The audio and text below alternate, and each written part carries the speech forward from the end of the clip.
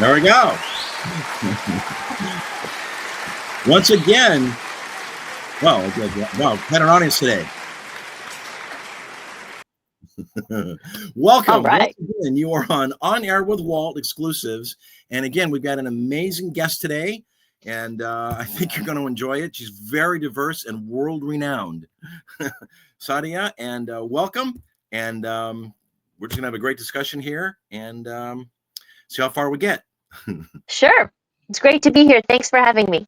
Well, thank you for being had. You are you are a stand-up comic, I understand, and you've world-renowned all over the world. That can sound a lot more exciting than it is. When my album came out, I had friends in Australia and a friend in Scandinavia and a friend in South America. So yes, my comedy has been heard on many continents, but I'm not quite the household name of like Fluffy or some of the more famous comics who literally go on tour to these places. I can say my comedy's been heard in Australia. It might be a dozen people, or it could be 1,000. I don't know. Okay, but you've also been I know you've done Vegas because that's where you're from, right? Or where you Yes, I live in Vegas now. And beautiful downtown Burbank. Yes, so I have been on the stage at Jimmy Kimmel's Club 20 times. I had to count them up. And about a year ago, I was out in Burbank at Flappers with Keenan Presents. I found out, unfortunately, that performance does not count as an audition for Flappers proper. So I need to get back out to Burbank and do my tight 2 minutes and see if they put me in some of their future shows. And I didn't even know Kimmy had a comedy house. So he does. It's not managed by him. He kind of sublets the management of the company, but it's called Jimmy Kimmel's Comedy Club, and it's right by the Link, which looks like a Ferris wheel. If you're ever in Vegas, it's a great club. Yeah, it's been a minute since I've been to Vegas. Okay. Yeah, the city's changing literally every day. Yeah, we talked about it pre-show about the Sphere, which you check out often and haven't seen it, but it looks like an amazing $1 billion enterprise. Yeah, if you have, between $200 and $400 to drop on an entertainment experience, I'm sure it's amazing.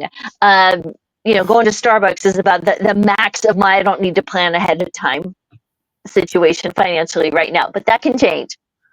Absolutely, it can. So, where was one of the best places you liked performing, or you have performed at? Ooh, well, Flappers was a special place to me. I used to live in North Hollywood and I managed a building there. And to go to the bank, I had to haul myself over to Burbank. And I would look at Flappers and I'd be like, one day, man, I'm going to be on that stage. And the club itself is so iconic. Of course, Flappers is, the 1920s dancer. They really understood the assignment and leaned into it. The menu's amazing. The venue's very charming. You can absolutely go there on a date. Jay Leno still performs there. And a friend of mine opens for Jay Leno's show at Flappers. And he was like, you need to come to LA. I'll put you on my show. He hosts somewhere else at the Haha Comedy Cafe, and he does something at Flappers. And I'm like, the only reason I won't come is if I can't afford it. Like, I want to do this. I've just got a lot going on right now. I would love to pop out for a weekend. If not this year, then next year. But yes, sign me up. I would love to go. I saw Jay Leno, I think it was in Manhattan Beach at a club. He's different than he was on air. I was a big fan of him on the, of course, Jay Leno show. He's terrific. I've seen him driving around Burbank. He's famous for his car collection. So I think I saw him stopped at a stoplight. He just there was a law that he actually was instrumental in to have him exempt from a lot of his old cars from getting smogged and all that jazz. Oh, nice. Yeah, because he has so many and they weren't really caring much about that back then. He didn't exempt, and the government finally, the state finally in their wit and wisdom said, nope, no can't do anymore. So he lost that battle. Okay, sorry to hear that. Too bad, but yeah, my brother used to live in Burbank and Riverside Boulevard. He'd be going all over the place. Yep, with a standard. Yeah, Burbank, beautiful. Right, he wore a jean jacket, jean shirt, jean. My understanding is closet full of just those. Just wear this today. Okay, I'll wear this today. Right. Well, for people who've not experienced the magic of Burbank, it is the closest thing to an actual normal city-ish, so close to LA. So when you're in LA, it's all, the Botox and the Gucci and the Versace and all that. Warner Brothers is in Burbank, so they do have a studio out there, but it feels so delightfully normal, and it's just so beautiful. They've got that lovely mall, and then of course they've got Flappers. So when you're accustomed to the in-your-face Vegas or the whatever of LA, it's just a nice, very normal feeling, but very cool feeling, like not boring normal.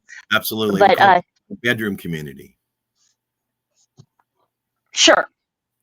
Yeah. In other words, You've got your Warner execs, fun, cool people who read the New York Times and know what's going on. Just a nice, peaceful, beautiful, interesting place. Absolutely. And then Bob's Big Boy had his origins there too. I've eaten at that Bob's Big Boy many times. Yep. Yes. I used to broadcast right down the street from all my previous shows when I was in studio was at a studio right down the street from the Smokehouse, which is just across the street from Warner Brothers. Yeah. So yeah. I used to get there often.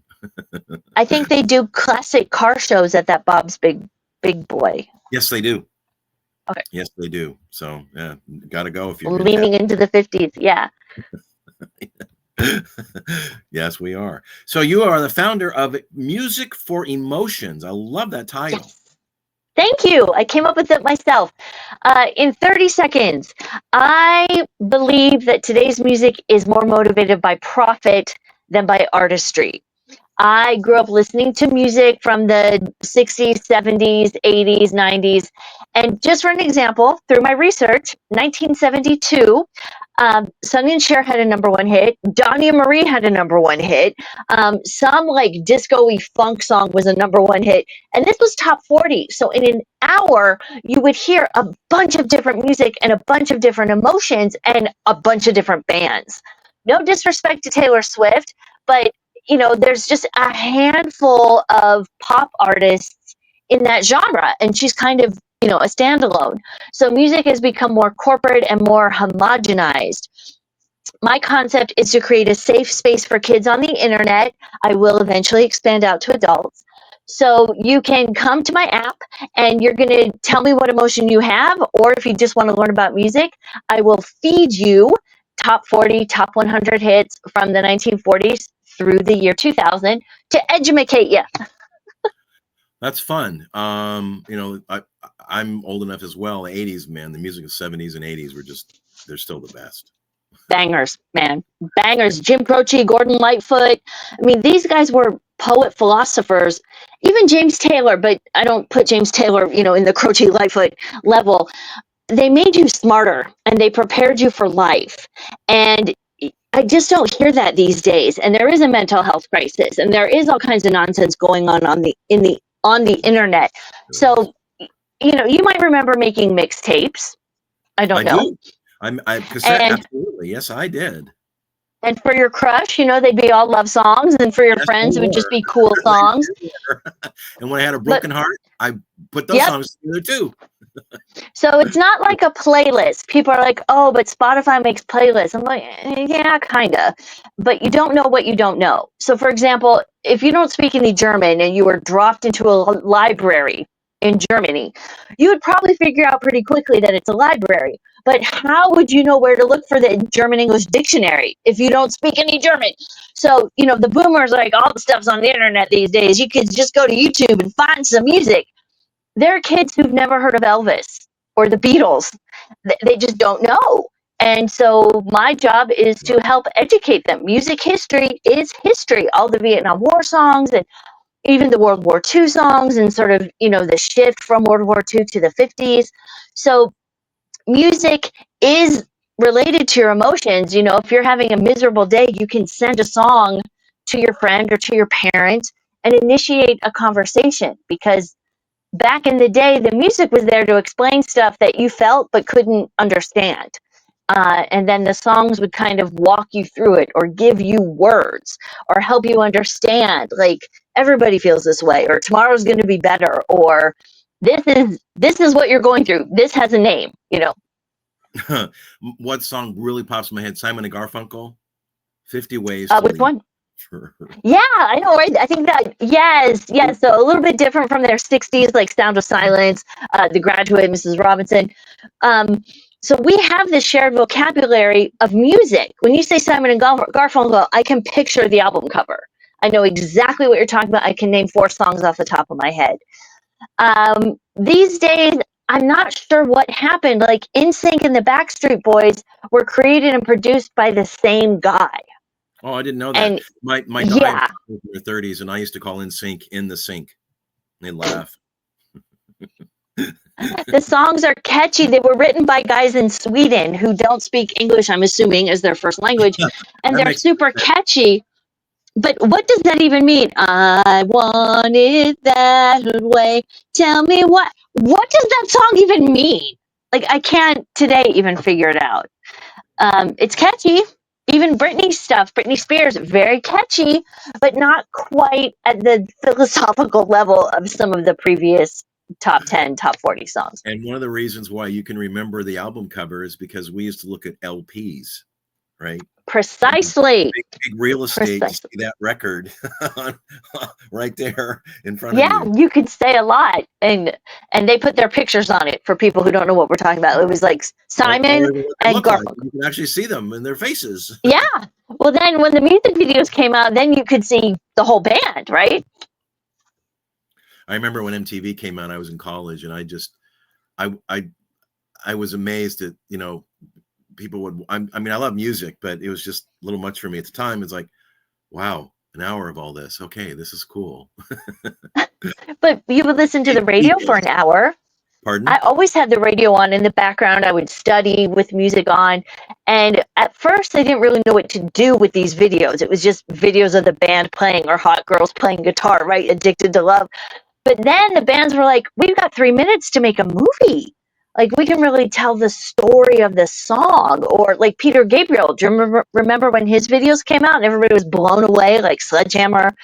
So as the technology advanced, people learned that it's just a whole nother way to tell your story besides the music and the lyrics. Agreed. The one that really probably made it was the Thriller from Michael Jackson, which Yes, that that was a big deal when it came out because it was was a 13 minutes, I think. I big, mean, that is yes, a short film. big deal. Yeah, it was huge. It was huge.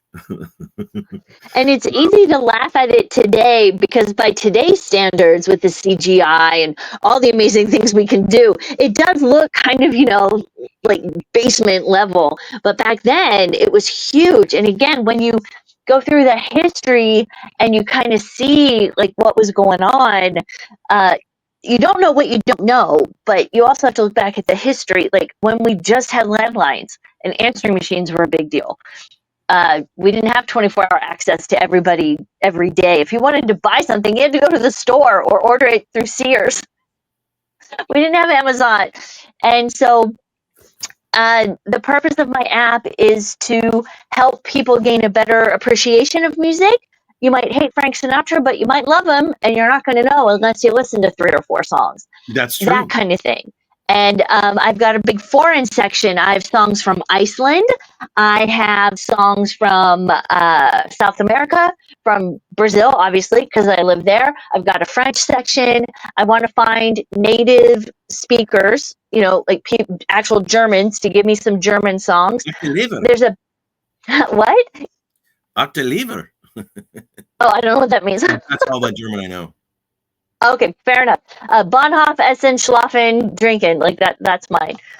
There's this band from Australia called The Seekers, and they did the song Georgie Girl. Do you remember that? Hey there, Georgie Girl. I Ba-da do. ba da bum bum bum ba da do do do do do do do. And Yes. they've got an amazing catalog. They're Australian, so I didn't really know too much about them except for that song. But as I'm doing my research, I was like, wow. So that's the fun part for me, finding all this stuff. I like to joke that Noah Webster, the guy who made the first dictionary, he must have been a total nerd because to go through the tedious work of compiling all of that. But today, we still probably benefit. The articles haven't changed. Pronouns may have changed, but the, and are still the same words and they still need definitions. So maybe in a small way, I'm contributing because 50 years from now, you and I might not be here. 50 years from now, Probably not. kids are going to know even less about that music than they know now. So if I can put the songs together and categorize them by emotion and create something of lasting value, our intellectual property is the music that we knew. The radio was always on. I know Rush, I know Led Zeppelin. I was a karaoke DJ for 2 years. I was able to put names on a lot of the songs that I knew, and I found a lot of songs that I'd never heard of before because they weren't on my radio station, right? And I would watch the audience react. And, you hear the same song 15 times over 4 or 5 months. You're like, this does something to a lot of people. I need to remember this song and know about it because the world does not revolve around me. No. Funny fun fact. I was listening to KLS, a huge rock station here in LA one Tuesday, and they were playing Two for Tuesday. And the DJ playing a song by Fleetwood Mac. And he said, I like the song so much. It's such a great song. I'm going to play it again. So he played the same song twice in a row. And I was listening to it as I'm in the radio and going, what? He played the same song twice. He got in so much trouble for playing the same song twice in a row. I'm going, come on, man. It's a 3 or 4 minute song. I think we can live. Well, when I grew up, I think you hit on something because the radio stations have all consolidated. When I was in school, we had the top 40 station and then we had kind of the rock station. And I think it was the top 40. Well, I think both of them. They would do like a 3-pack or triplets or 3 in a row. And listeners would send in or call in their 3 songs that went together either by the same band or the same theme, or they all had the same word in the title. So that was really fun because as you're listening to the songs, you're trying to connect them. And sometimes I was like, I have no idea what they're doing. And then it would be weird, like the same guy played guitar on all 3 of them. I'm like, well, okay, I would have never known that. Okay, but you could have like a 3 Dog Night song. Yes. And then you could have a band that, dog, that like the song title has dog in it or it talks about a dog. And so it was really clever. It was a great way to drive engagement. And I just don't see that these days. I don't listen to that much radio anymore.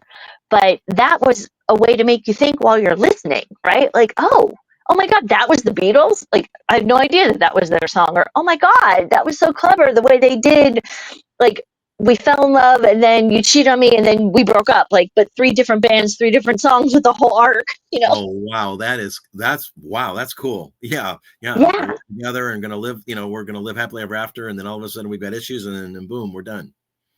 3 different songs, 3 different bands, but they don't mention names. So you kind of like, oh my God. Wow. That is definitely music for emotions. So yes, I could say that, the app I was born to create. Music is everything to me. I was writing songs, I think, before I could read. Do you remember those K-Tel commercials that would come on? And it would be like, so some weird trio or band that you've never heard of, or it'd be like the greatest hits of 1976, and they would just play snippets of the songs. Music for romance, and it would just be all these songs, and you would get like 15 seconds of the song, and then they'd go to the next one, and then I would just make up the rest of the song. Like I was exposed to hundreds of songs in the course of an afternoon because it was Kato presents. We don't have that anymore.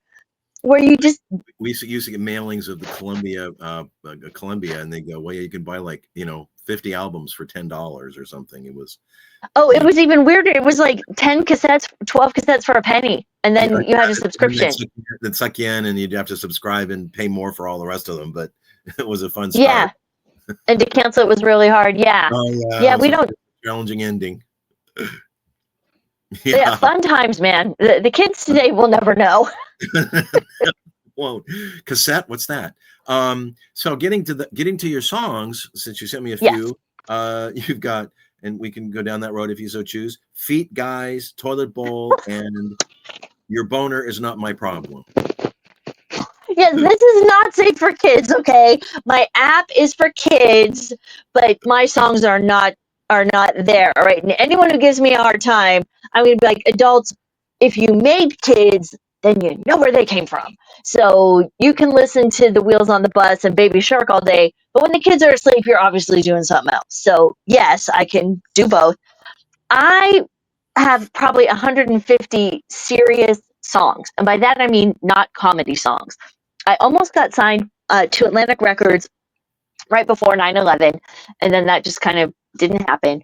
So I spend a lot of time in comedy clubs, a lot of open mic nights, and let's just say women are the minority in comedy. We are vastly outnumbered, like 20 to 1, 30 to 1. And don't get excited, ladies. This is not a place to look for a husband. It's a bunch of guys who you got to sit and listen to them, and they also have to listen to me after a really, really rough open mic night where it was just like, oh my God, I was this close to like, just take me now, God, like get me off this planet. I got home and I was like, you know what, Jesus, I'm a reasonably attractive 5'9" or 5'10" blonde female who at the time was a size 2. What do I wish men knew? What could I tell all these sad, broken comics from a woman's perspective? Because I might be the only live human girl they get to talk to socially. And I wrote my song. I don't know if but I wrote my song "Dicks," which I think I sent to you. I may not have. you did. And it's not gross. Okay, it could go very dark. I don't name and shame, right? But the idea is, hey guys, no matter what God gave to you, y'all have hands in a mouth. Just use them too. Because for some guys, and I know this from my experience of doing open mic for so long, I can wear high heels and get taller. I can buy a padded bra. But it's really hard for guys to enhance what they were given. And apparently among guys, I'm high heels not my thing, so I hear you. Right. But I'm just saying, if I don't think I'm tall enough, I can easily fix that. Platform shoes, they were really cool. What? In the 70s, I wore platform shoes. Oh yeah, one was like yep. this. Yeah, those are coming back. Bell bottoms. Yeah. So guys make fun of each other apparently over the size of their stuff, and there's nothing they can do about it. It's not like, oh, you're short, well, I can wear 4-inch heels. So I wrote the song just to encourage guys, because it doesn't matter what guys say about you. Most guys are trying to date girls, right? Some guys date guys, that's fine.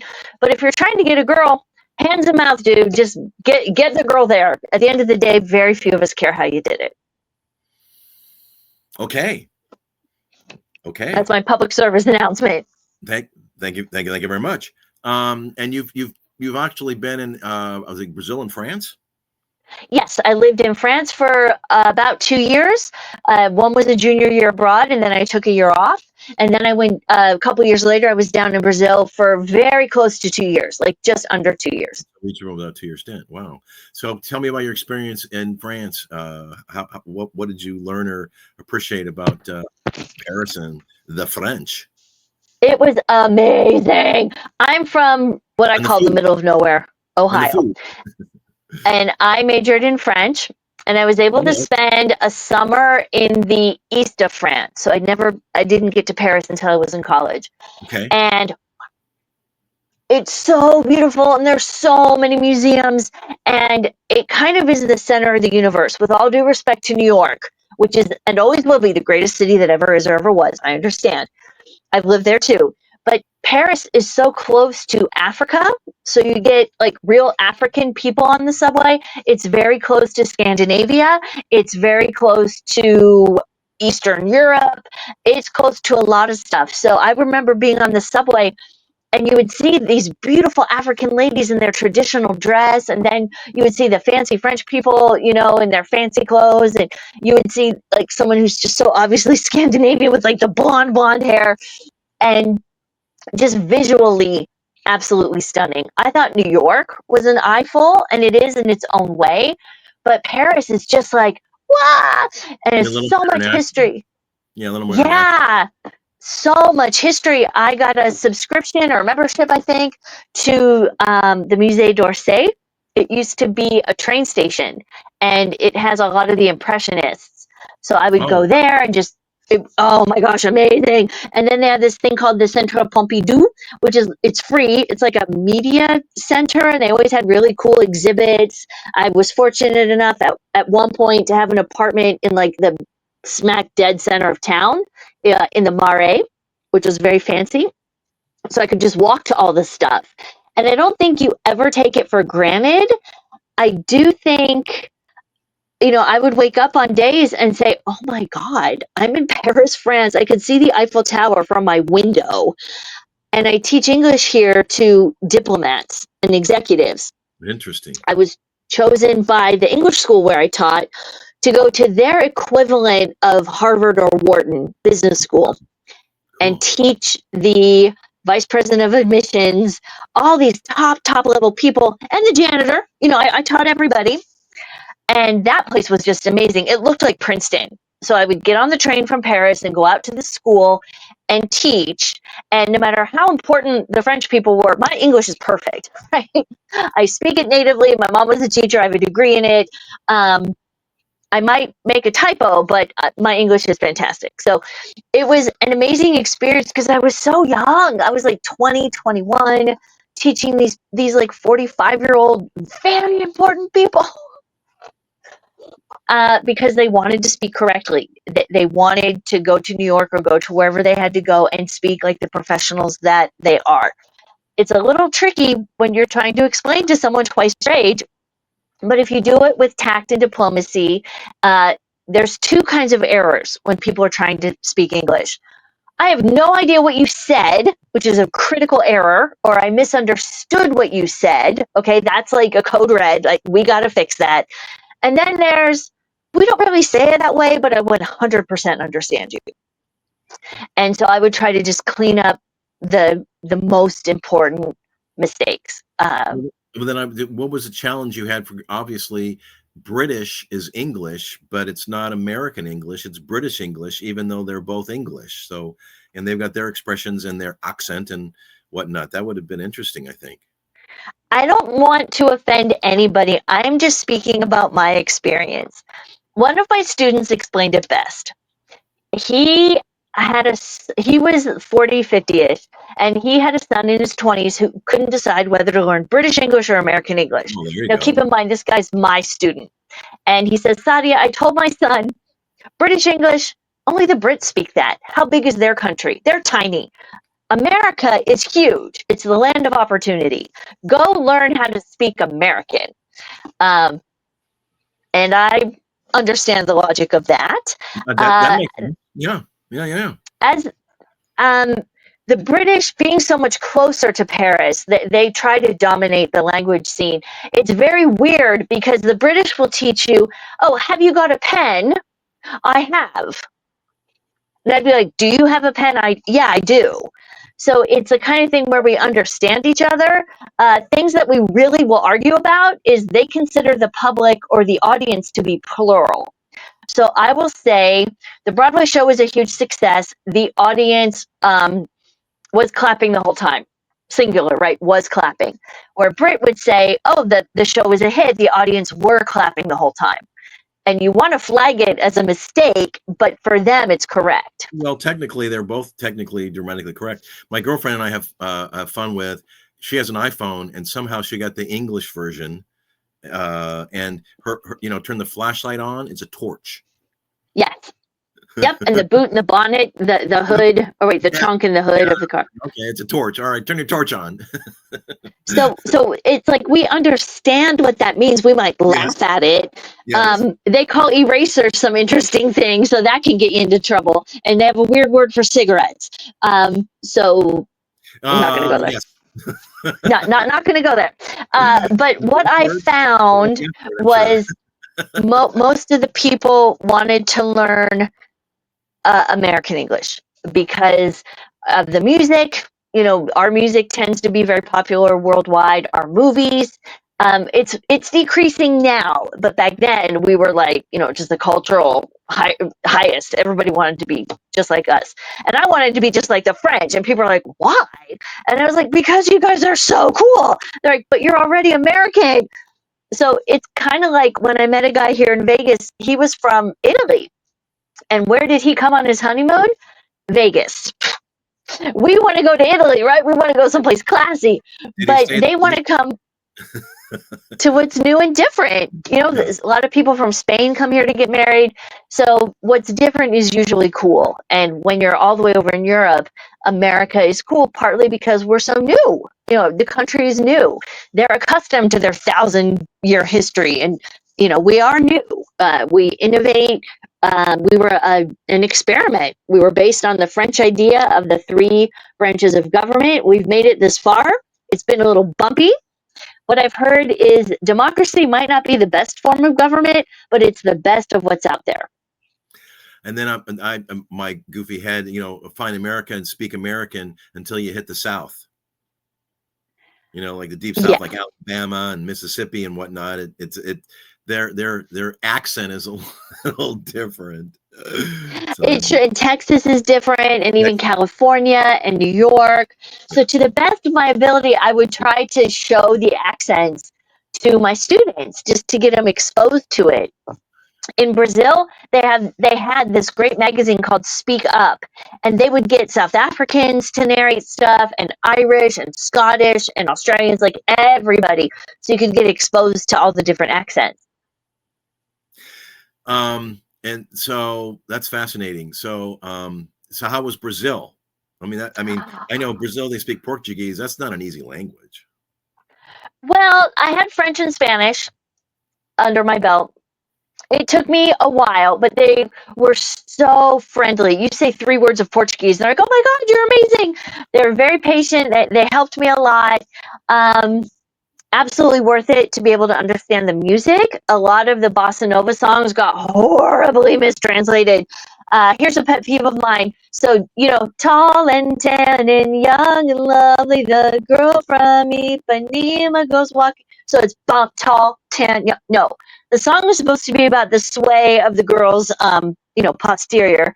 So in Portuguese, it's olha que coisa mais linda, mais cheia de graça, e é a menina que vem que passa, su doce balanço, o caminho do mar. Completely different feeling than bum, bum, bum, bum, bum, bum, bum. A little more so flowing. Yeah. And there's so much more bossa nova than just the girl from Ipanema. It was like a whole movement, and not a lot of the songs made it up here. But yeah. So as a composer and as an artist, absolutely amazing. Once I got to the point where I could go see a play in Portuguese and understand it. They didn't have World War II down there. They didn't have World War I either, really. They did have a dictator, which is a little dicey, but they have a huge theater tradition, much like Europe. We don't have that here as much, where you take your kid to a play on Saturday afternoon. Like, that's just what you do. They have children's theaters everywhere. The architecture was amazing. Again, I got very lucky, or fortunate, or my destiny. I got sent to the Brazilian War School, which is their West Point, to take a class on the sustainable development of the Amazon. And this thing was a really big deal. A friend of a friend heard about me and invited me to be on his group because just being American added prestige to the group, as if I were a Rockefeller, or a Hollywood celebrity. Just having me around apparently gave him better street cred. So they gave me a chapter of the presentation to work on, and I did my chapter. They corrected the Portuguese, but I did the research. I did a great job.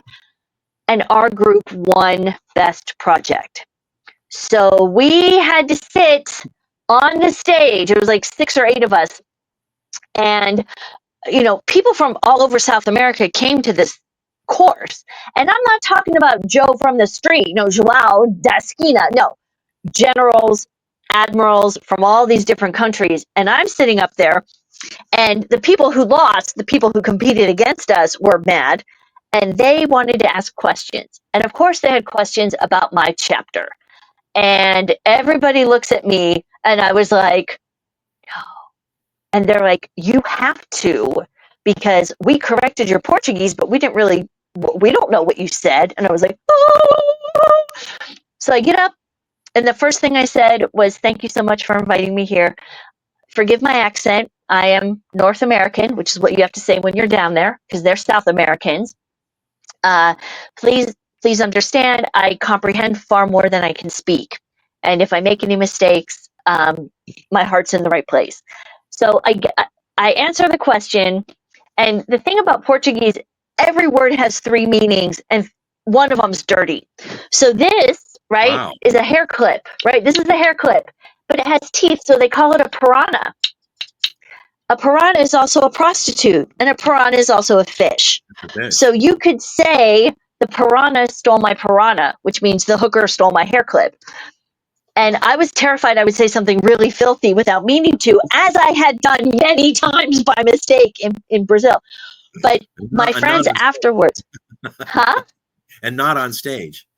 Exactly. So afterwards, I was like, oh my God, how did I do? And they said, Sadia, it was fantastic. You did make a mistake. And I'm like, and they said, when you said something was super cool, it was a little informal for this environment, it would have been better to say that it's very popular or very interesting.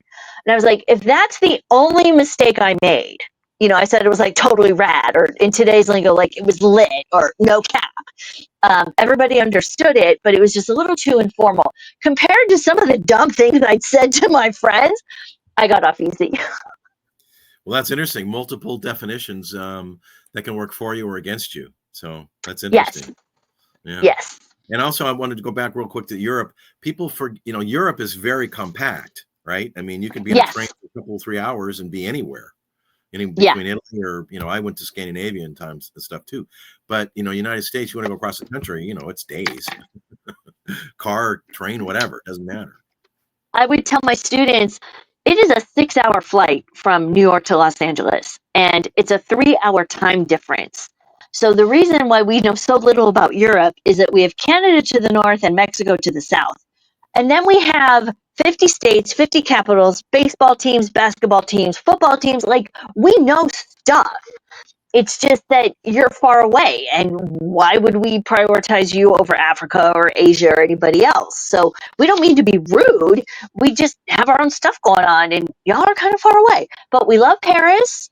Everybody loves French food and French wine, and Italy's awesome. We're just a very diverse group of people. We are, what, 350 million, 400 million people. So it's not like, oh, I met Sadia, she's vegetarian, the Americans are vegetarian. I'm like, no, no, you can't do that. You can't say I've been to New York for 3 days, I know America, any more than you could say I was in Paris for 2 days, I know all about France. I'm like, no. I was in a taxi in Sweden and with a bunch of people, I'll spare the story. And they go, yeah, we've been to America. We went to Florida. We love America. It's so tough. It's so tough when you're like, technically, yes, but. Yeah. Yeah. And it's 50 states, right? It's the United States, right? So, Yeah, 48 yeah. of them are connected, and 2 of them we threw in 1950 Yeah. just to even out the numbers. That's correct. Yeah, when we go to Hawaii, I know I forgot, if you're in New York or the East Coast and you'll fly to Hawaii, I mean, it's like a 10 or whatever hour trip, right? It's a big Yeah, deal. it's closer to go to the Bahamas. So that's what everyone does on the East Coast. We all go to the Yes. Bahamas if we don't have a ton of money. We go to Hawaii if we're rich. And so you come out here, it's kind of the opposite. It's like, oh, we're going to the Bahamas. I'm like, why? Hawaii's right there. Exactly. Yeah. Yeah, that's true. You're throwing Alaska and Hawaii for good measure. I love it. That's cool. That's true. Yeah. Yeah, so I'm from the Midwest, and yeah, okay, we're kind of all the same in the Midwest, and not to disrespect anybody in the South, but the South is a vibe. There's different flavors of the vibe, but it's a vibe. I'm from Ohio, so Ohio, Indiana, Iowa. Yeah, we're all kind of similar. Very nice people, very genuine people. The South, Southern hospitality. So although there are definitely regional differences, you could probably divide the U.S. into like 6 different sections. I had Southwest, yeah, California. I totally agree. I had a friend of mine who was in Michigan, he lived in Michigan, and they had a home in North Carolina, and they'd had it for a couple of years. Nice. And I said, have you ever had barbecue, from in North Carolina? Because it's all different in different states in the South. She goes, no. I go, Please. As my mother would say, do not pass go, do not collect your $2. Go right now and find whatever barbecue place you can and have some barbecue, for goodness sakes. And she Drop called, everything. and they called me and she goes, oh my gosh. I said, you've missed out for 2 years eating this barbecue. It's great It's stuff. so funny because even so, there's different personality types. We tend to think of the Germans as very unfunny and efficient. We tend to think of the French as very gourmet, whatever we may think of the British. But within that country, there's, all personalities. It's just there may be a majority of a certain type, or it's just the stereotype. So a lot Right. of Americans, like a lot of people everywhere, they don't ever plan to go more than 50 miles from home. Why should I? Think of a New Yorker. I got everything I need here. Maybe I'll go to Florida, but my mom's down the street, my grandpa's 2 doors down, my cousin, and so it's a unique kind of person that expands. Like, I've got about barbecue. I've got one for you that's really interesting. I was talking to this guy who lived in LA and he'd never seen the Milky Way. We have so much light pollution in Los Angeles, as you know. Yeah. Looking up at the Yeah. sky, you're not going to see a whole lot.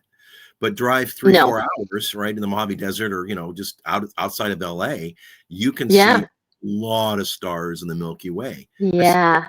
Take a day. I mean, just a day. Drive to Mojave or wherever, the sun sets, you're going to see the Milky Way. It's going to blow you away. And Yeah. or so of people in LA haven't even ever looked up and seen the stars and seen the Milky Way. I mean, just as a microcosm of that, even. But again, you don't know what you don't know. I like the Getty Center, but if I'm going to be 100% honest, my favorite part is the little train ride up and the views. Like, they have nice art, okay, but forgive me, it's not the Met in New York. Like, it is art. I'm not going to take that away from them. They're huge with Renaissance. I mean, they focus on one pretty much one type of art. Yeah, and so you don't know what you don't know. So I'm grateful that I have lived in so many different places. I'm no better or worse than anybody else, but I'm so grateful that I got off the bus, because that's how I roll, and I saw Santa Monica. I mean, the beach and the pier. And I was just like, oh my God, it's so beautiful. And then my bus pass would take me straight to Malibu. I would get up at 5:30 in the morning, go all the way from Echo Park to Santa Monica to get on the bus to take me to Malibu, because I was just so cool. And they had this little like snack shop, and oh my God, I made a whole day of it. But just, it's so beautiful. Like, no wonder people don't want to leave. The mountains and the palm trees and the ocean. And I get it. You live in Malibu, you get tired of Malibu, you move up in the Hollywood Hills. That's kind of the rich person's path, right? I had a friend of mine who lived in Malibu, and I finally got it. You have the beach, the mountains, and the country and the city, all basically, practically at the same time. Yeah. Yeah. And if you didn't see it, you could have never imagined it. It's so beautiful. But at the same time, New York, where it's all jam packed in every corner, you've got Broadway, you've got the Met, you've got like the Guggenheim, you've just got everything. So, like, just to go back to LA real quick, where's the best place to live in LA? Nowhere, because no matter where you are, you're far from something. Well, I want to live in Burbank. Fantastic. You're an hour and a half from the beach. Well, I want to live in Beverly Hills. Okay, that's great. Now you're super far from downtown LA when you want to go to the symphony, you want to go over here. At least in New York, you feel like if you're in Manhattan, you're at least with the cool kids. But even that's changing, because now with Williamsburg and, you know, it's it's challenging and it's fun. When I was an extra in LA, I would literally be in Chatsworth, and then they wanted me in Long Beach, and then I had to go to Burbank, and then I had to go to Paramount. Like, you are just constantly running all over the city, but it's fun. And people don't understand, because I've dealt with people that come here for business. The distance is never miles. How far is it?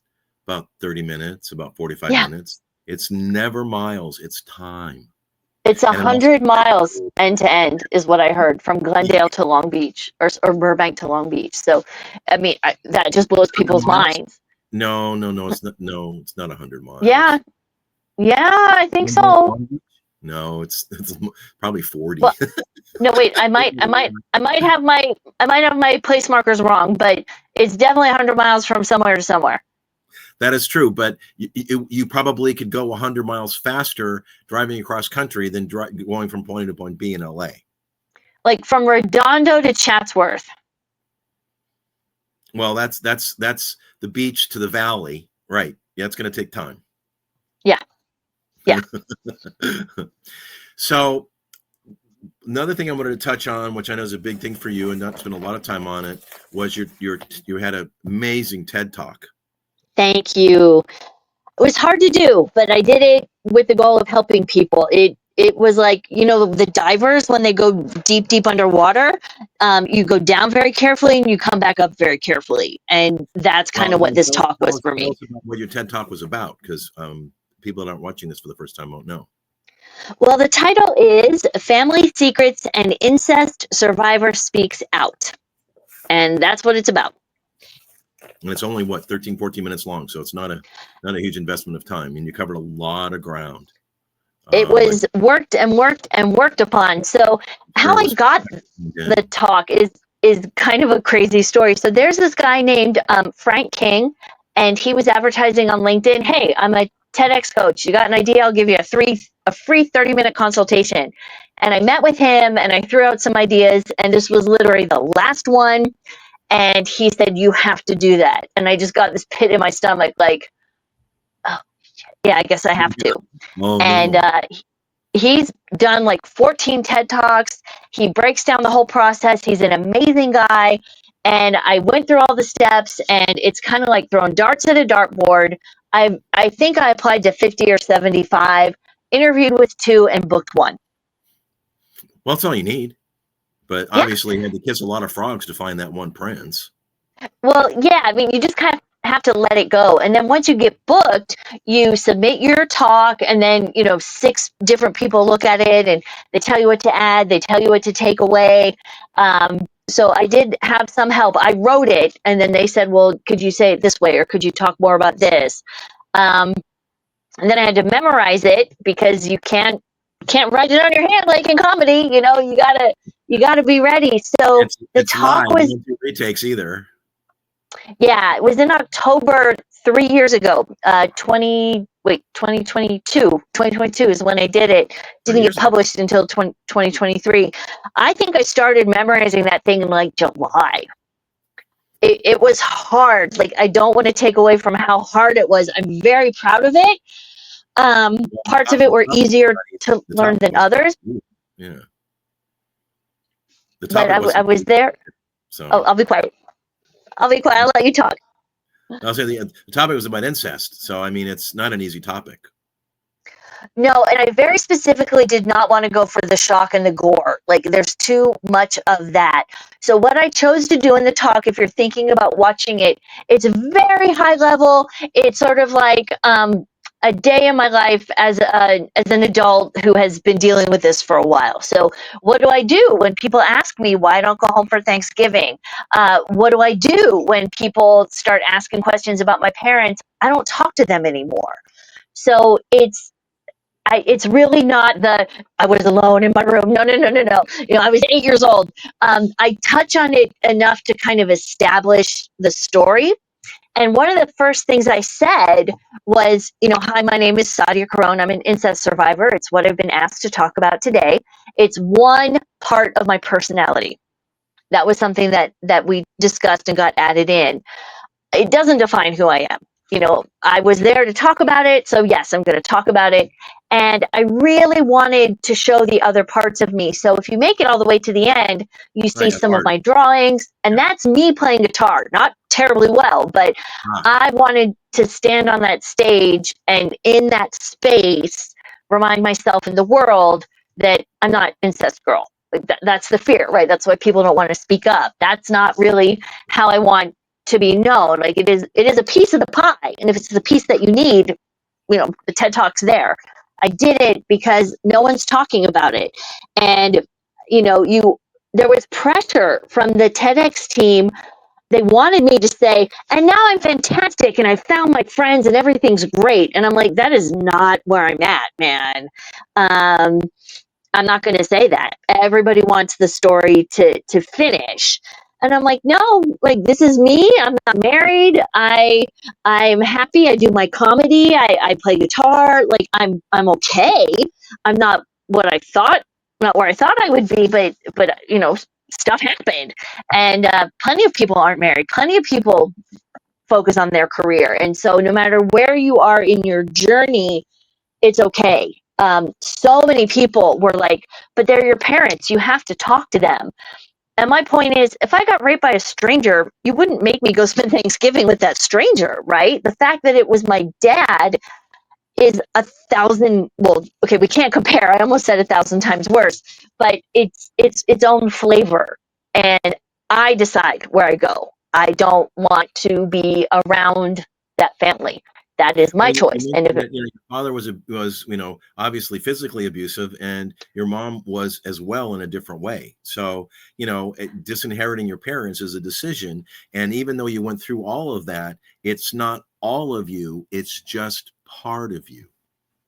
Yeah, I mean, it's tough because when you're a kid, your family is where you're spending most of your time, and then you go to school. And I admit, I was a bit of a mess. I mean, I didn't drink, I didn't smoke, but I learned a lot of strange ways of interacting with people. And the schools weren't prepared for it. I never really got in trouble, but it was really hard to make friends. And I was a couple grade levels ahead because I would just read all the time. I look back and I remember just constantly being scared, never fitting in, don't know what I'm going to do, all this pressure to be perfect. And I forget at what point, but one day I was just like not scared anymore. Like enough of the healing had taken place. So Good for my you. advice, Good. if this has happened to you, it does get better. Please just stay on the planet, keep breathing, stay above ground. Lots of people have gone through what you've gone through. Lots of people want to help, but a lot of people also want to shut you up.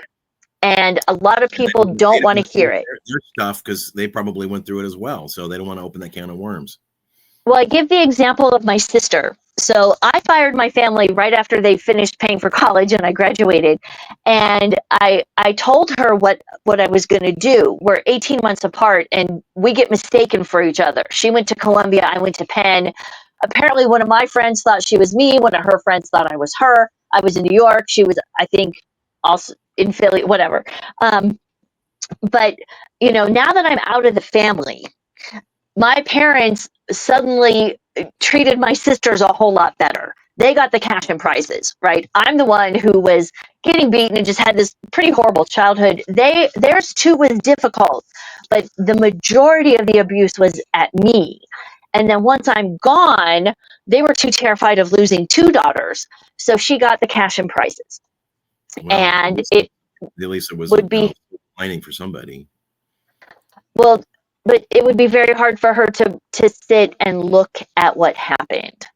And so people in my sister's position are the ones who want to silence me because now if you can blame me as the problem, which I was not, but it is an approach.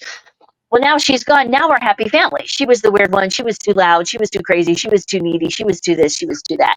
So if you know someone or if one of your family members has gone full no contact, the healing is in the painful stuff and you got to look at it. Am I going to sue my sister? It's tough not having any family. It is really tough, especially when strangers are like, well, where's your family? People tend to assume I'm the bad one. And I've been poor, I've been hungry, I've had no place to stay. Like the list just goes on and on. But I have my integrity, which no one can take, No. and I have what I call my honor.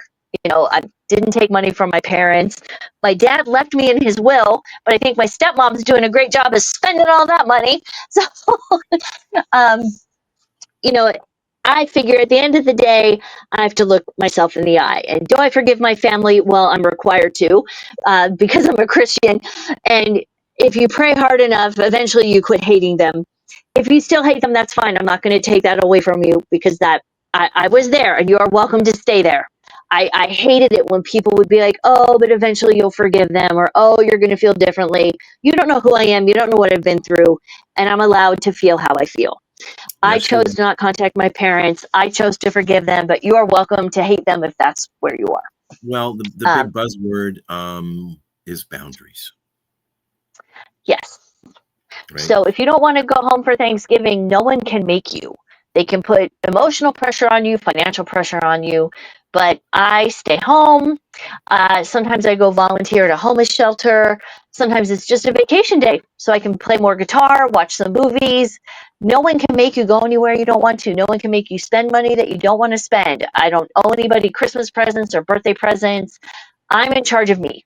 And they treated me horribly. My sisters would tell me when I was younger they didn't want me around. Well, guess what? You got your wish. So, Two issues I'd like you to touch on real quick, and that is I thought it was great creating a safe space and a 24-hour notice. I thought that was really cool. would you like me to elaborate on that? Please. Okay, so I talk about this in the TED Talk. And in the recovery community, and there is a whole community, there's a book called The Courage to Heal Yeah.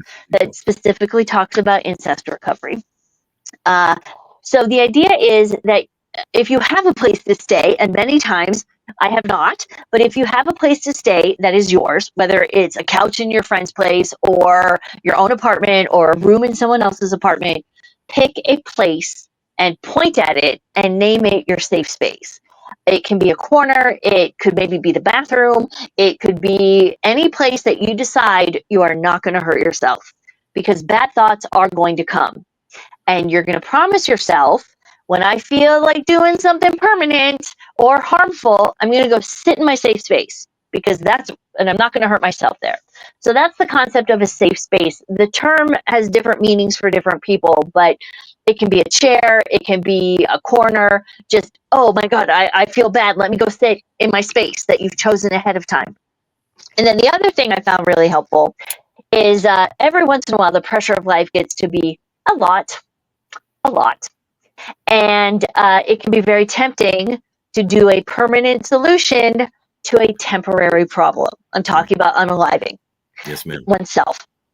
And these feelings are normal, but they do pass. I was in a situation, I had no money, I had no food, just life can completely suck sometimes. So, what I do is I check the time. Right now it's 3 o'clock. And you announce the time to the universe, preferably with your hand raised in a fist. You say, hey, universe, it is now 3 p.m. on Friday afternoon. I'm putting you on notice. I need help. I cannot take this. I'm giving you 24 hours to fix stuff or I quit. If I quit, I mean I leave the planet. Okay. I'm putting you on notice. And then part of what I have to do is I have to reach out to 3 people, take 3 actions. Wow. And you don't have to tell people quite how horrible your situation is. Like, hey, how are you? Can you talk? Hey, I'm having a bad day. Hey, I need some help. Is now a good time for you? Because part of asking for help is that the person you choose also has the right to say no. Maybe they don't have time. Maybe they're going through their own stuff. So spreading it out among 3 people is really helpful. And just because someone is too busy doesn't mean that they don't care. No, If their kid just threw up on them, yeah. if they're being evicted tomorrow, like they might have stuff. So don't take it too personally. And you can always call like the suicide hotline. It's 966. There are people that want to help you. I have done the 24-hour notice for big things. Okay, not I broke a nail, not small stuff I think I can handle, but when I literally am like just at my wits end, and within 24 hours stuff changes. It has not failed me, and I encourage you to try it. So it's not announce it and then go sleep for 24 hours. You got to at least do something, even if you just like 3 Facebook posts. Interact with the world, remind the world that you are there.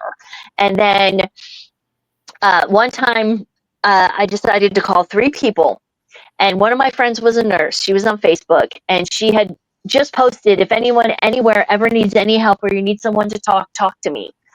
And I was like, well, it can't get much more clear than that, Sadia. Like, all right. And I was like, hey, man, I'm in a really bad place. And she's like, what's going on? I said, my rent is past due. I have no money. I haven't eaten, like, I had food, but not like meal kind of food. So I was technically eating, but not eating well. I was like, I'm an absolute mess and I do not know what I'm going to do. And she was in a position where she was able to send me some grocery money. Once I started eating better, I was able to think more clearly. So, but again, just because you ask, they're not obligated to help. The right door is going to open. But part of the way I was raised is if you were frantic enough, that's the only way my parents would actually do anything to help me. I had to get really dramatic and act like it was life or death. And then they would do the most basic things, you know? So that's not very healthy. People can say no. That just means that somebody else is the one chosen to help you. So don't put all your eggs in one basket. Don't be like, oh, my best friend can't help me. I quit. No, no, no. You got to keep trying because you're worth it. What is the value of a human life? Well, at that time, I maybe needed like $800 to solve everything. You know, pay the rent, buy some food, pay whatever bill I was terrified about.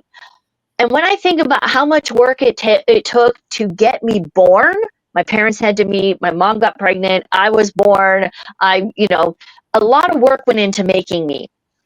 And so that's probably worth more than $800, right?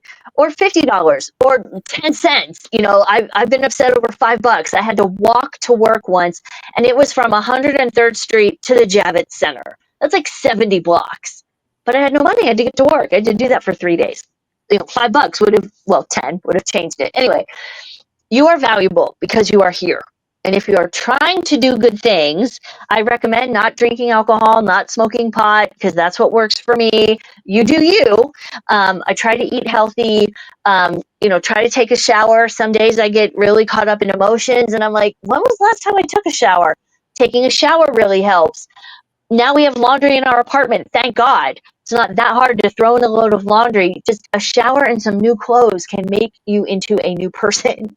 Just take the small steps. If you can't do the big ones, take the small ones. Try to eat some healthy food, drink some water, shower your body, and put on some clean clothes. You'll be amazed what that's going to do for your outlook.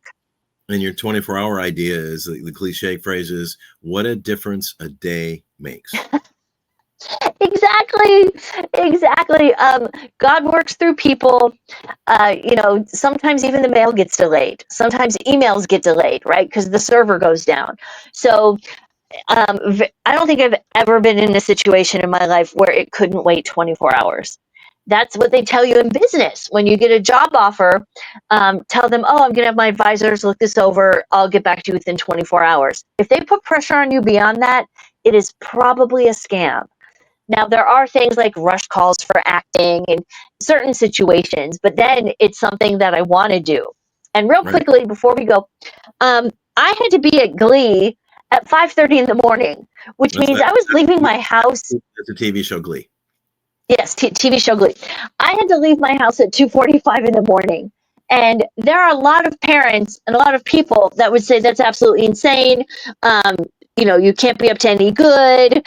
I had to walk down a street in North Hollywood to get the bus that was 24 hours. And, I knew I would be okay. And I was. I knew which street to take. And I'd worked on Glee before. And this was through a legitimate operation. It was through Central Casting. There are plenty of shady people that will call you up and be like, hey, be on the set of this TV show. So use your best judgment. Nobody can decide for you. Some things are too good to be true, and some things are really good and true. So just try to use your best judgment. Talk about it with other people if you can, people that you trust and who want good things for you. I can only imagine my parents if I told them, yeah, I'm in LA, I'm going to leave my house at 2:45 and walk for half an hour to get onto a bus to go down to Culver City or whatever. To be human furniture. Yep. But it was amazing. So I have a friend who says, talk to Sadia, listen to Sadia. And that means sit in a quiet place and just ask yourself. I have been cast with really hot guys who play my husbands or boyfriends. And I'm looking at this guy and I'm thinking, this guy would not even give me the time of day. Like, this is so ridiculous. But at the end of the day, the casting director made that decision. I didn't bribe anybody. I didn't manipulate anybody. So I just have to show up and do my job, which is very freeing for people who like to think like me. Like, I had nothing to do with this decision. I'm just here to do my job. He might think I'm the ugliest thing he's ever seen. I don't care. He has a job to do, and I have a job to do. Sometimes I think we overthink things, right? So it's Yeah, not well, coming from the trauma, it was always, is my mom angry today? Is my dad, whatever. So you're just kind of hyper vigilant, but it can be a relief just to be like, not my circus, not my monkeys. I'm paid to do a job and I'm just going to do it. So let someone else figure out all the hard stuff. There you go. We'll let go, right? And what's the phrase? Let go and let God. Yeah.